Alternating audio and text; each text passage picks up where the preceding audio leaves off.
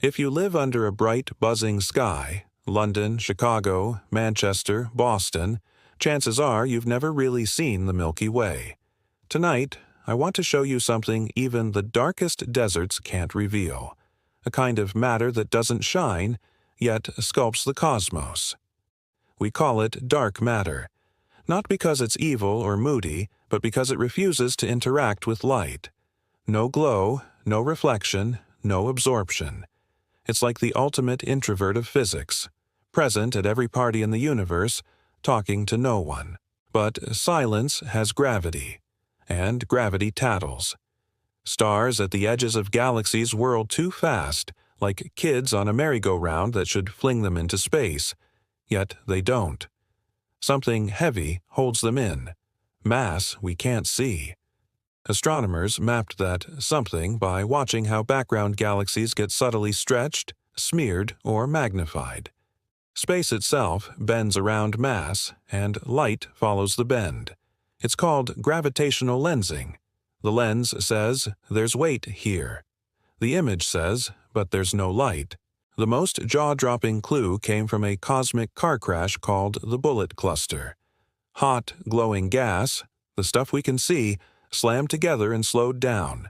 But the mass, measured via lensing, sailed right through. Gravity followed the invisible crowd, not the bright wreckage.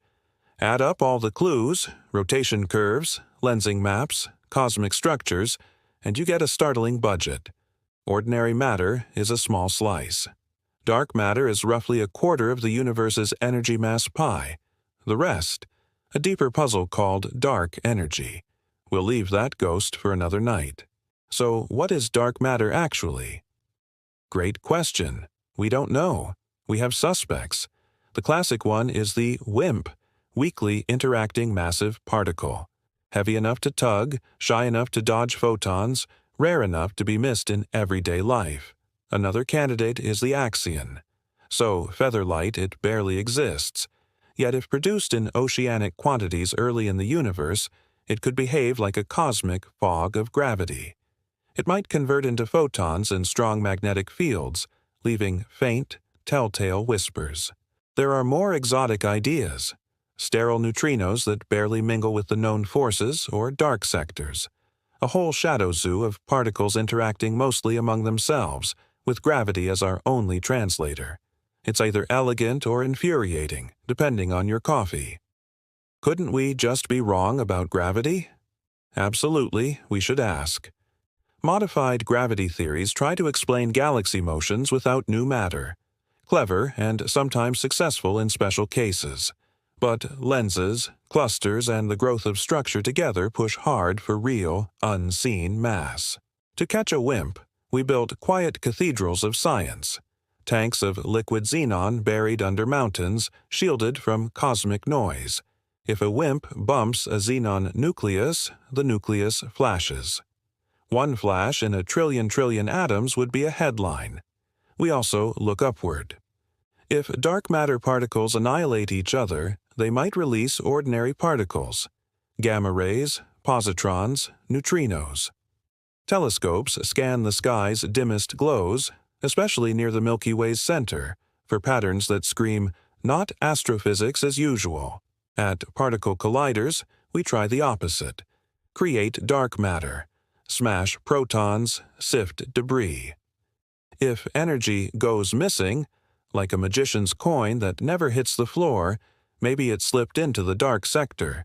It's like catching a thief by weighing the room before and after. Meanwhile, supercomputers grow virtual universes from tiny, random ripples. With dark matter included, the cosmos sprouts filaments, knots, and voids that match what we see through telescopes. Without it, the universe grows wrong. Too smooth, too late, too little structure. Dark matter seeds acted like scaffolding. Gas fell in, cooled, and lit up as stars. Galaxies formed along dark filaments like dew on spider silk. Clusters gathered at filament junctions, cities at cosmic crossroads. The visible universe is the neon sign strapped to a hidden frame. Zoom out, and the pattern looks like a neural network. Synaptic strands, glowing nodes. Zoom in, and each galaxy sits in a dark halo. Vast, spherical, diffuse. Our Sun orbits not just the Milky Way's stars, but this invisible halo that outweighs the starlight by a wide margin. Here's a human-scale analogy. Imagine walking through a city at night where every building is made of glass. You only see the lit rooms, their lamps and screens. You'd still infer the building's structure by the way light gathers and gravity pulls. That's dark matter astronomy. Okay, but why is it cold dark matter? Not temperature, speed. Cold means the particles moved slowly in the early universe. Slow movers clump efficiently. Fast ones smear out structure. The web, we see, favors slow dance partners, not jittery sprinters. If axions exist, they might also form strange states, like ultralight waves pooling into giant, coherent fields. In some models, axion clouds near black holes could even spin-tap their energy, a kind of cosmic karaoke where gravity provides the mic. In spiral galaxies, dark matter halos help stabilize delicate disks. Without halos, bars and spirals could evolve very differently. With them, galaxies keep their shape longer, forming stars over billions of years, slow ovens baking heavy elements for planets and life. You might ask, if dark matter is everywhere, is it in my room? Yes, but incredibly tenuous. Imagine a few particles passing through your thumbnail each second, ignoring atoms like polite commuters avoiding eye contact on a crowded tube. That shyness is the whole problem. Physics is built on interactions. Push, pull, ping, flash. Dark matter barely pings. So we listen for the quietest knocks, we weigh the sky with lensing, we compare maps across wavelengths, and we argue, politely, late into the night. Gravitational lensing gives us a verb, not a noun. It tells us something bends. To get the noun, what that something is, we need a non-gravitational clue, a flicker in a detector, a spectral line in a magnet, a missing mass signature at a collider, one clean, repeatable abnormality.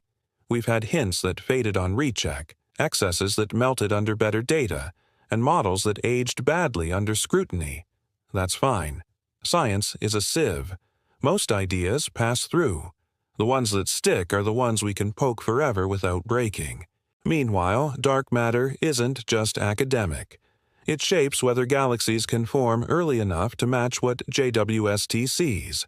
It decides how satellites gather around hosts, how bars form, how cluster collisions unfold. It's the difference between a constellation and a scaffolding. Some dwarfs near the Milky Way are so dominated by dark matter that their stars move like bees trapped in honey, slow, stuck, telling us how much invisible mass is there. These tiny galaxies are laboratories for gravity, particle physics, and patience. There's also a provocative possibility. Dark matter might talk to itself. Self-interacting dark matter could redistribute mass in galaxy centers, easing tensions between simulations and observations. If true, the dark sector might be a whole society, not a lone drifter. Up in Antarctica, a cubic kilometer of ice watches for neutrinos, ghosts that do whisper to us. If dark matter occasionally decays or annihilates into neutrinos, IceCube could catch the faintest after-party in the cosmic club. Elsewhere, radio telescopes time millisecond pulsars, cosmic clocks so precise that a passing gravitational wave makes them tick slightly off-beat. Over years, that offbeat reveals giant, merging black holes. Dark matter halos choreograph where those giants live and how often they meet. Simulations also suggest subhalos, tiny clumps of dark matter without stars. They're invisible except by lensing. When a background galaxy looks subtly kinked or multiply-imaged in odd ways, a dark clump may be photobombing the scene, unseen but not unfelt. On galaxy scales, we measure cusp versus core. Classic cold dark matter prefers steep density spikes in centers. Some galaxies look flatter. Is it baryonic physics? supernova feedback stirring the pot, or a hint of new dark behavior? The debate is lively and wonderfully nerdy.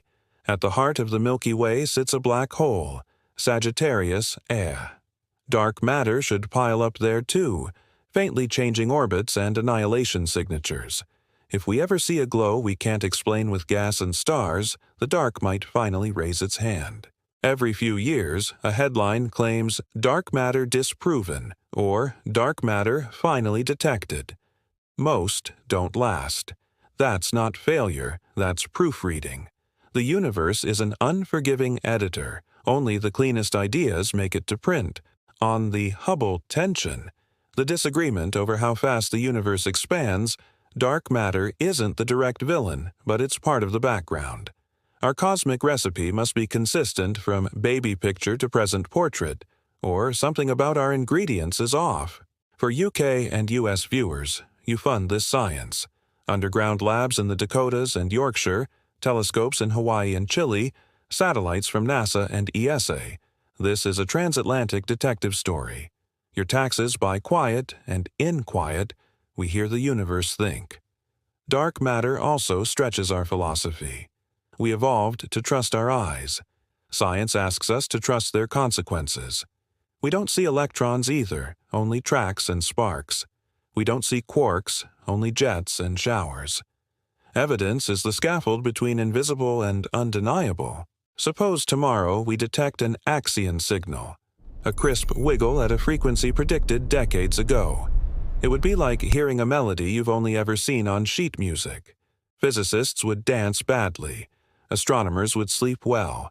The universe would feel more complete. Or suppose the signal is something stranger. No axions, no WIMPs, but a dark sector with its own forces and radiation, a shadow electromagnetism.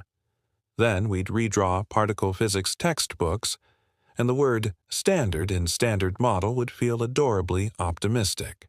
Either way, galaxies would keep spinning, and lensing would keep bending. The sky doesn't wait for our theories. It just is. Our job is to chase, measure, doubt, repeat. Precision is our religion. Curiosity is our fuel. When you look at a galaxy photo tonight, remember, the bright arms are only the face. The mind, its mass, its memory, is dark. And just like people, what you don't see often explains what you do.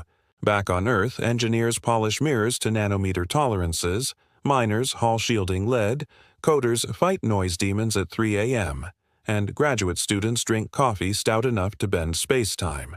The hunt is unglamorous up close and glorious at scale. We are, after all, temporary creatures asking permanent questions. The universe does not owe us answers, but it leaves receipts, in starlight, in gravity, in maps. Dark matter has signed those receipts everywhere.